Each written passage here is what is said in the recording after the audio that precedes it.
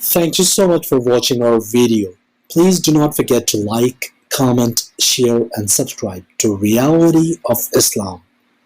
ROI کی speeches کو subscribe کر کے بیل آئیکن پر ضرور کلک کریں. جزاک اللہ. بسم اللہ الرحمن الرحیم. السلام علیکم ورحمۃ اللہ. سوال یہ ہے کہ کچھ لوگ حضرت علی رضی اللہ تعالیٰ عنہ کے نام کے ساتھ علیہ السلام لگاتے ہیں، کیا یہ صحیح ہے؟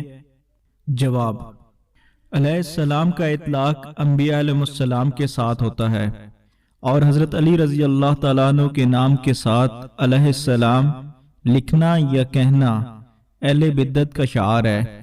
اس لیے حضرت علی رضی اللہ تعالیٰ عنہ یا کسی غیر نبی کے لیے منفرد علیہ السلام کے استعمال سے بچنا چاہیے. اللہ سبحانہ و تعالی ہمیں اس کے اوپر عمل کرنے کی توفیق عطا فرمائے. السلام علیکم ورحمۃ اللہ. وما علینا الا البلاغ.